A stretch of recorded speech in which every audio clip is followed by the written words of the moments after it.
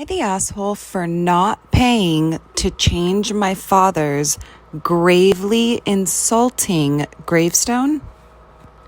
My father and mother had a very bitter marriage towards the end of his life. He had a long-running affair with another married coworker, and he got her pregnant before he passed away. He was planning to leave my mother, skip the country, and move to Canada to start a new life with her. They had a house picked out and everything. He had moved out and was living with his coworker when he suddenly died of a heart attack while having intercourse. Divorce papers were never filed, no legal separation. They were in the process of moving all things legal, but on paper, they were still happily married. Now, me and my siblings are already out of the home. Our youngest sibling is 19 and is in college. I work for a tech company, and I'm currently back in my hometown helping my mom manage his estate. Well, to say the least, my mom was hurt and very petty and marked his gravestone as, and I quote, "In loving memory of John Doe, son, husband, father, and adulterer." My dad's family and his pregnant, married partner are mad, and they want me to fix it.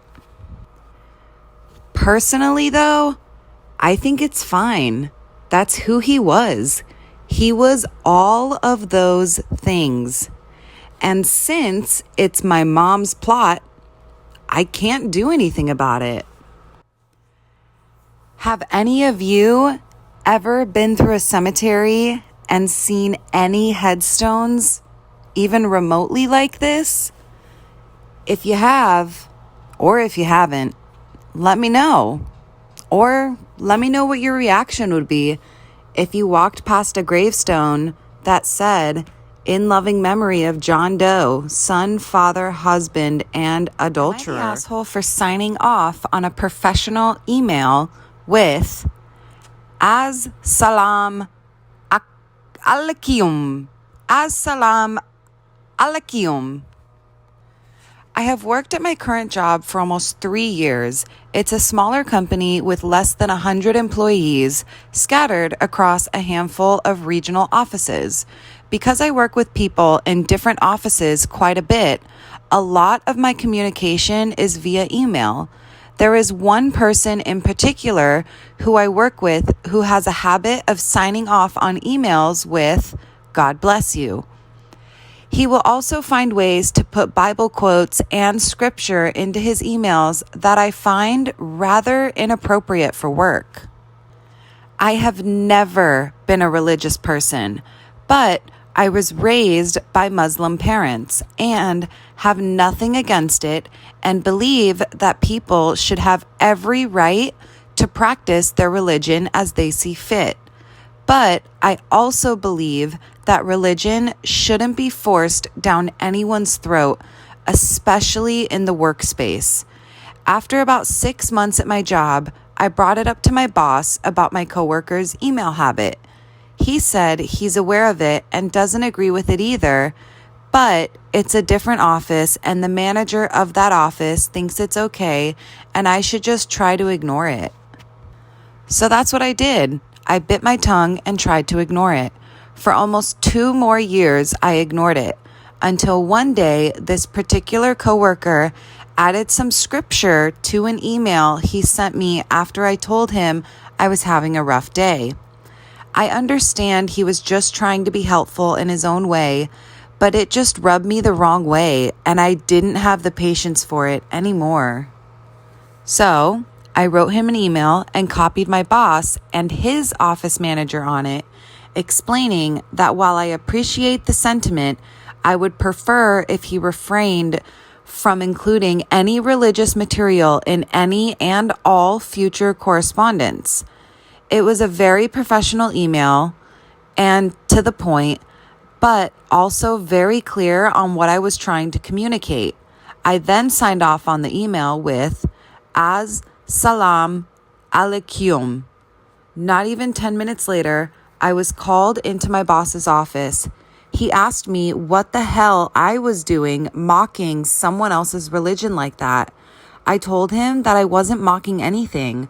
I was simply conveying to a coworker in writing that I would prefer to keep religion out of our future correspondence. He said that it sure as hell seemed like I was mocking my coworker's Christianity by using a Muslim saying in the email. I asked him if he even knew what that phrase meant, and he said he didn't.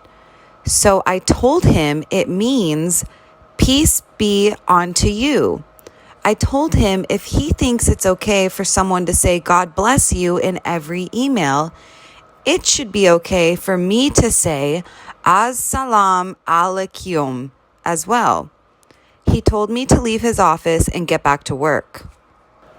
A couple days later, there was a company-wide email put out by the CEO outlining new email policies regarding religion, politics, and other personal views.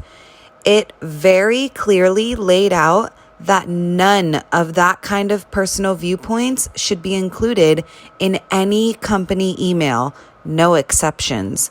Shortly after that email was sent out, my Christian coworker sent me a text to my personal phone that simply said, I hope you're happy, asshole. So, am I the asshole for signing off on a professional email with As-salam alaikum? Am I the asshole for telling my sister to expect to go to school tomorrow with no friends? I, 17 female, have a sister, 14 female, who's extremely spoiled. She doesn't like to share, she hates not getting her way, and most of all, she throws tantrums when she's told no. My parents refuse to address her behavior, so she continues to behave this way. Today was the first time in years my sister had friends over to hang out. My mom had groceries sent full of snacks that they were able to share. My sister grabbed most of the snacks, and one of the girls wanted a bag of gummy bears. My sister said no, but she had 3 bags, so I took one from her and gave it to the friend. She dropped all of what was in her hands and started stomping her feet, whining about wanting all of them. My dad made me give it back to her, so I gave her friend some fruit snacks instead. Then they were looking for a movie to watch, and the 2 girls agreed on one, but my sister wanted to watch a different movie. When I told her it was only fair the girls got to pick because they were her guest, she was outnumbered, she got upset and went to tell again. At this point, both girls said they wanted to go home, so my dad took them home. I told my sister as long as she continues to act this way, she will never have friends. I told her to expect to go to school tomorrow with no friends. Am I the asshole for not wearing the dress my husband told me to and upsetting my mother-in-law at her anniversary party? My husband and I haven't been getting along at all recently. As far as everyone we know is concerned, we're happy as ever though. So I still go to all of the events he goes to. On Saturday, my in-laws hosted a party to celebrate their anniversary.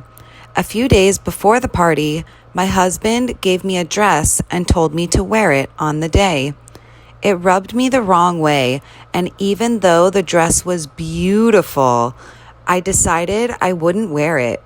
When it was time to leave and he saw I was wearing a different dress, he told me to go and change. I knew it wasn't worth arguing with him over it, especially since we were already late. So I told him I would wait for him outside.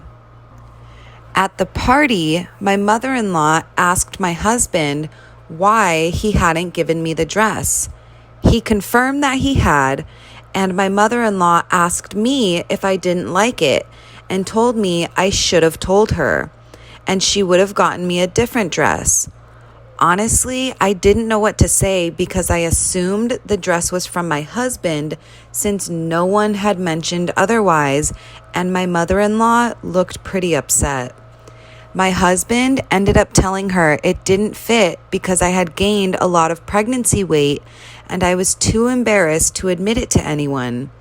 My mother-in-law gave me a long speech about how I didn't need to be embarrassed and that it was normal. I ended up feeling really guilty because she seemed sad that I hadn't worn the dress, and I would have if I had known it was from her. My mother-in-law is a lovely person, so upsetting her makes me feel pretty bad.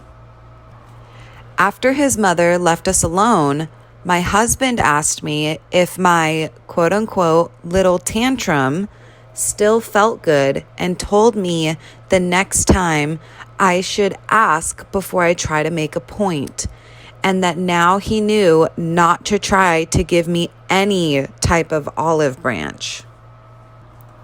So, am I the asshole since the only reason I didn't wear it was to be petty? And in all honesty, I really loved the dress. It was beautiful. So am I the asshole for not wearing the dress my husband told me to and upsetting my mother-in-law at her anniversary party? Am I the asshole for telling my son that he's all that makes my life worth living? I have a son, 14, who, ever since he could speak, has been my best friend and sole confidant. I have no friends. My 2 older children barely talk to me, and my husband is incompetent when it comes to helping me deal with my emotional trauma. My son, however, is never anything but empathetic. I've taught him to be so. He's supported me through all the shit I've been through, but this week, he's been less than that. I now have to do my own job as well as my boss's job. My mother just died, and recently he was suspended from school. I don't need him to burden me with these kinds of issues right now. I have busted my butt to make sure he has a perfect life so that he never has anything to complain about. But he has begun to stop appreciating it. He keeps doing things like this for attention, and it's getting concerning. Tonight, I said to him, "You are my only reason to live. Can you start trying to be a decent human for me? Because if I lose you, I will have nothing. You will have destroyed me emotionally." My husband took me aside right after I said that and seemed disgusted with me. He said to me, "Why are you burdening our son with your shit?"